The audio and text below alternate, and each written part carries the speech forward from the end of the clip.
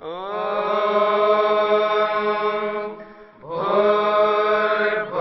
स्वः तत्सवितुर्वरेण्यं भर्गो देवस्य धीमहि धियो यो नः प्रचोदयात्।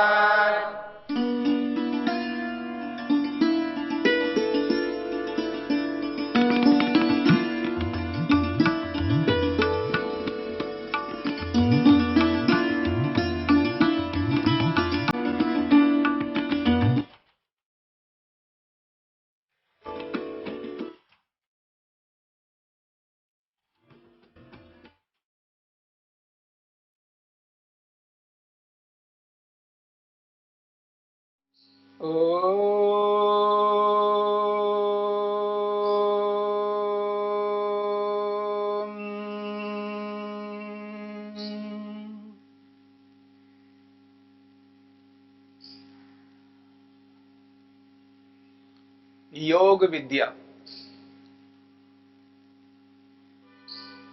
योग विद्या के प्रसंग में आपने दर्शन किसे कहते हैं, दर्शन की परिभाषा क्या है, कितने प्रकार के दर्शन होते हैं, दर्शनों के प्रणेता कौन हैं, इस संदर्भ में आपने सुना। योग किसे कहते हैं, योग की परिभाषा क्या है, योग के प्रणेता महर्षि पतंजलि ने कितने योग सूत्र बनाए हैं, उन सूत्रों की व्याख्या महर्षि वेदव्यास ने की है, इस बात को आपने सुना। योग विद्या का आधार और समस्त विद्याओं का आधार वेद है, ये भी आपने सुना। योग विद्या के 4 विभाग होते हैं, 4 विभागों को 4 पाद कहते हैं और एक एक विभाग के नाम आपने सुना है। पहला विभाग, पहला पाद समाधि पाद है और दूसरा पाद साधन पाद है, तीसरा पाद विभूति पाद है और अंतिम पाद, चौथा पाद कैवल्य पाद है, कैवल्य पाद है। योग की भूमिका में इन बातों को समझकर अब हम योग का प्रारंभ करते हैं। योग का जो पहला पाद है समाधि पाद, समाधि पाद में 51 सूत्र हैं।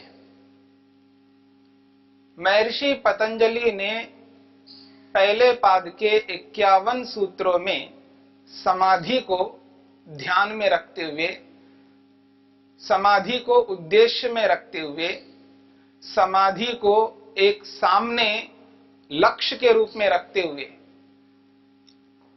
समाधि को ही समझाने के लिए 51 सूत्र बनाए। 51 सूत्रों के माध्यम से समाधि को किस प्रकार लगाया जाता है, योगाभ्यासी योगी समाधि को किस प्रकार से प्राप्त होता है, इसको लेकर के समाधि पाद में बताया है। तो आइए अब हम समाधि पाद को जानते हैं। समाधि का जो पहला सूत्र है वह सूत्र है अथ योगानुशासनम। अथ योगानुशासनम, इस सूत्र में यदि एक एक शब्द को ऐसे अलग अलग करके देखें तो पहला शब्द होगा अथ और दूसरा शब्द है योग और तीसरा शब्द है अनु और चौथा शब्द है शासनम। तो अथ योग अनुशासनम, 4 शब्द हैं। इन 4 शब्दों को लेकर के विचार करते हैं। पहला शब्द है अथ। अथ शब्द से योग को प्रारंभ किया गया है। अथ शब्द का प्रयोग अलग अलग ऋषियों ने अलग अलग अर्थों में प्रस्तुत किया है। यानी मैं ये कहूं, अथ शब्द के बहुत सारे अर्थ हैं और उन बहुत सारे अर्थों में कुछ अर्थ मैं आपके सामने रखता हूं। अथ शब्द का एक अर्थ है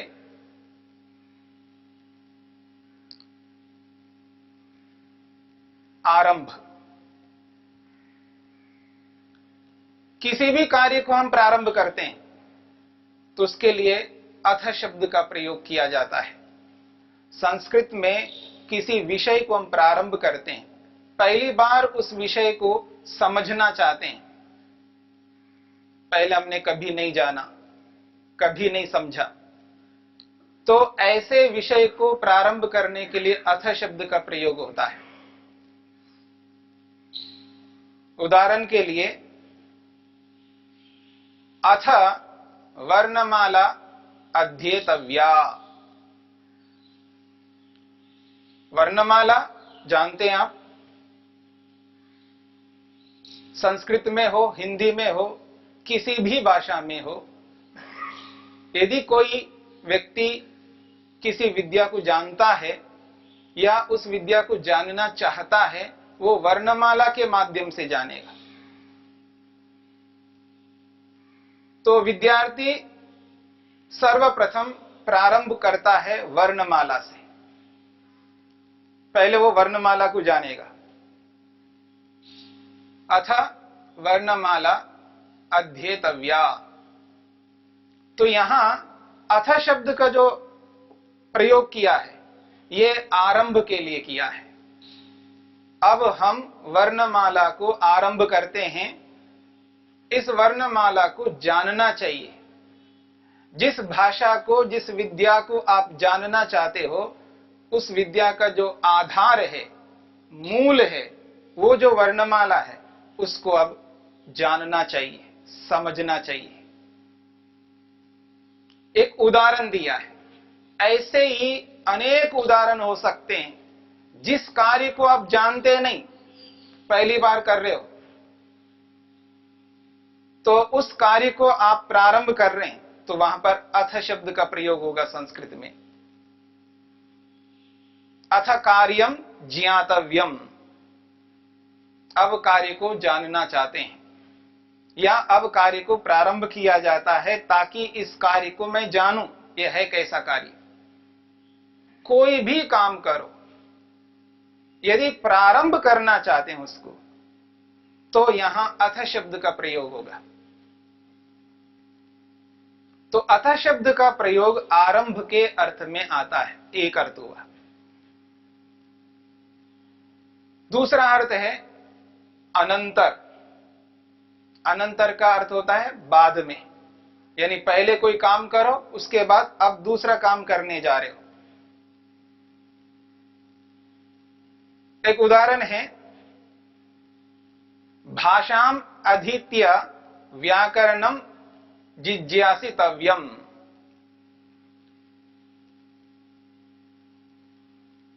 अथ भाषाम अधीत्य व्याकरणम जिज्ञासितव्यम। इसका अर्थ है भाषा को जानकर व्याकरण को जानना चाहिए। व्याकरण, ग्रामर। व्याकरण को जानना चाहते हो तो भाषा को जानो। भाषा को जाने बिना व्याकरण को नहीं जान सकते हो। पहले भाषा को जानो, फिर उसके बाद व्याकरण को जानो। व्याकरण का अभिप्राय है वो जो भाषा जिसको आप बोल रहे हो वो कैसे बनी है, उसका मूल क्या है, उन शब्दों का अर्थ क्या है, उन शब्दों का वही अर्थ क्यों है, दूसरे अर्थ क्यों नहीं हो सकते, वो शब्द बना है तो कैसे बना, उस शब्द का मूल क्या है, इन सब बातों को समझाने वाला व्याकरण होता है। तो शब्दों को यथार्थ रूप में समझने के लिए व्याकरण है, लेकिन यह व्याकरण तब आपको जानना है जब आपको भाषा आती है, तब उसके व्याकरण को आप जान सकते हैं। जो हिंदी भाषा का प्रयोग करते हैं, जैसे बच्चा पैदा होता है और 1 साल 1.5 साल हो गया, अब वो कुछ बोलने लगता है,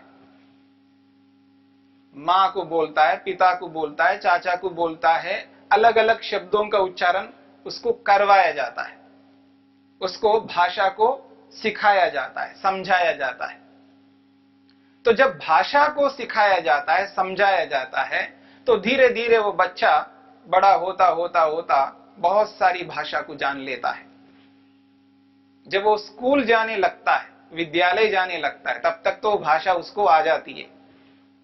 आ रहा हूं, खा रहा हूं, पी रहा हूं, जा रहा हूं, कर रहा हूं, जो भी भाषा को वो सीखता है, जानता है, उसको भाषा आ जाती है।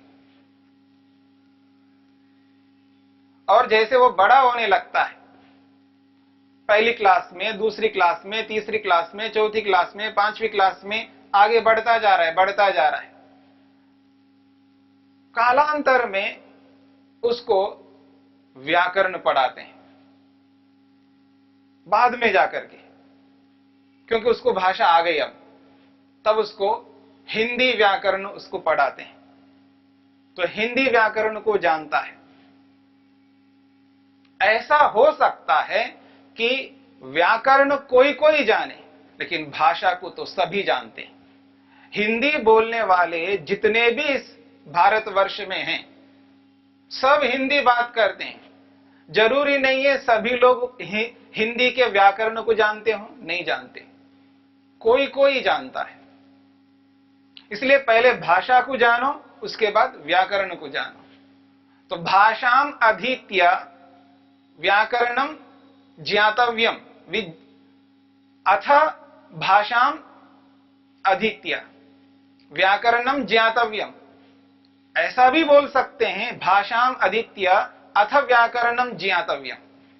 तो यहां अथ शब्द जो है अनंतर अर्थ में है, पश्चात को बताने के लिए, बाद वाले को बताने के लिए यहां अथ शब्द का प्रयोग हुआ है। तो अथ शब्द का प्रयोग आरंभ के लिए होता है और अथ शब्द का प्रयोग बाद के लिए भी होता है। एक और अर्थ अथ शब्द का, मंगले अर्थे, मंगल करने के लिए, शुभ करने के लिए, कल्याण करने के लिए, भद्र करने के लिए आता है। जिसको हम जानना चाहते हैं उससे मेरा भद्र हो, उससे मेरा कल्याण हो, उससे मेरा शुभ हो, उसके लिए अथ शब्द का प्रयोग होता है। सतयुग में, द्वापर युग में, त्रेता युग में, इन युगों में जितने लोग हुए हैं, उन सबको एक चीज को जानना था और उसी को जानने के लिए उन्होंने सारा जीवन लगा दिया। एक व्यक्ति को, एक चीज को जानने के लिए। अथ ब्रह्म जिज्ञासा, अथ ब्रह्म जिज्ञासा, ब्रह्मणः जिज्ञासा, ब्रह्म जिज्ञासा। ब्रह्म की जिज्ञासा है, ब्रह्म को जानना चाहता हूं, ब्रह्म को समझना चाहता हूं, परमात्मा को जानना चाहता हूं। किसे? परमात्मा को। किस लिए? किस लिए जानना चाहते हो? मंगल के लिए, भद्र के लिए, कल्याण के लिए मैं ब्रह्म को जानना चाहता हूं। अथ ब्रह्म जिज्ञासा।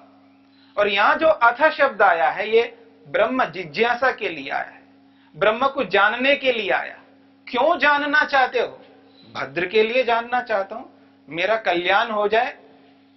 यदि मैं ब्रह्म को जान लूं, समझ लूं, तो मेरा कल्याण होगा, मेरा भद्र होगा, जिसके लिए मेरा जीवन है, जिसके लिए मेरा उद्देश्य है। यहां अथ शब्द मंगलार्थ के लिए, शुभ के लिए, कल्याण के लिए। और आज कलयुग है। देखिए आज क्या है, कलयुग है। आज ब्रह्म जिज्ञासा नहीं करते, धन जिज्ञासा करते हैं। धनस्य जिज्ञासा, धन जिज्ञासा। और धन से भी कल्याण होता है, ऐसा नहीं धन से कल्याण नहीं होता। धन से शुभ होता है, धन से भद्र होता है। कलयुग में धन जिज्ञासा हो रही है। ये भी मंगल अर्थ में है। अथ धन जिज्ञासा। धन को जो व्यक्ति जानता है, समझता है, उसका कल्याण होता है। वो कैसा कल्याण होता है वो एक अलग बात है। धन प्राप्त करता है, ये वही प्राप्त करता है जो धन को जानता है। पहले वो धन की जिज्ञासा करता है, धन को समझता है, फिर उस धन के लिए मेहनत करता है, फिर उस धन को प्राप्त करता है, तब उसका कल्याण होता है, उसका भद्र होता है। तो कलयुग में धन की जिज्ञासा की जा रही है। लेकिन ऐसा नहीं है कि त्रेता युग में, द्वापार युग में, सतयुग में ही केवल ब्रह्म जिज्ञासा होती है, कलयुग में नहीं होती है। ऐसा नहीं है। युग कोई भी हो, युग का और इस जिज्ञासा के साथ में कोई ऐसा परस्पर संबंध नहीं है। संबंध तो आत्मा के साथ है। संबंध तो आत्मा के साथ है, आत्मा का और उस जिज्ञासा का। जिसकी जिज्ञासा हो रही है, जिसकी जिज्ञासा करने से आत्मा का कल्याण होता है। धन की जिज्ञासा करने से भी आत्मा का कल्याण होता है, एक अंश में होता है, एक पक्ष में होता है, दोनों पक्षों में नहीं हो सकता। यदि ब्रह्म जिज्ञासा व्यक्ति करता है तो दोनों पक्षों में उसका कल्याण होगा। सिक्के के एक पहलू में एक विषय और दूसरे पहलू में दूसरा विषय। तो ब्रह्म जिज्ञासा जो होगी, उसके माध्यम से हम दोनों ओर से, बोला जाता है ना, दोनों हाथों में लड्डू है। एक हाथ में लड्डू नहीं, दोनों हाथों में लड्डू है। तो धन जिज्ञासा करने से लड्डू अवश्य मिलेगा, पर एक लड्डू मिलेगा, लेकिन एक हाथ खाली है। अगर इस हाथ में लड्डू है तो ये हाथ खाली है। हाथ खाली जरूर रहेगा, लेकिन धन जिज्ञासा से एक पक्ष की सिद्धि होगी, पर ब्रह्म जिज्ञासा से दोनों पक्षों की सिद्धि होगी। दोनों हाथों में लड्डू, एक हाथ में नहीं। तो अथ शब्द मंगल अर्थ में, कल्याण अर्थ में, शुभ अर्थ में, भद्र अर्थ में आता है। तो तीन अर्थ आपके सामने आए हैं अथ शब्द का।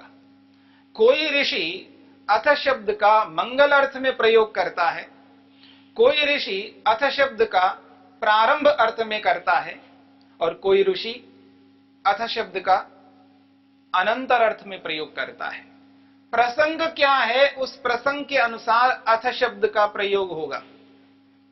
प्रसंग के विरुद्ध अथ शब्द का प्रयोग नहीं हो सकता। तो ये बात ऋषि लोग जानते हैं, अथ शब्द का प्रयोग किस प्रसंग में, कब, कौन सा अर्थ लेना चाहिए, जिस अर्थ को लेने से उस प्रसंग में उस अथ शब्द का समुचित रूप में प्रयोग में आ सके। तो अथ योगानुशासनम, इसमें अथ योगा अनुशासनम, इसमें से केवल अथ शब्द को लेकर के हम विचार कर रहे हैं।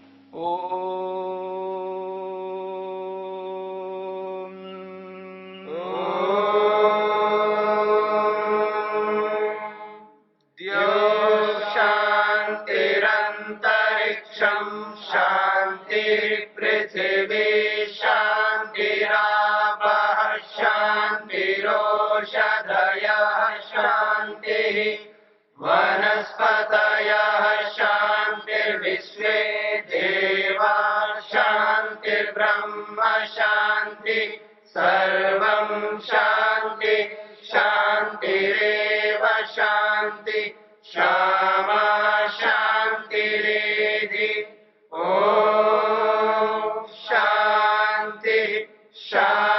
शांति शांति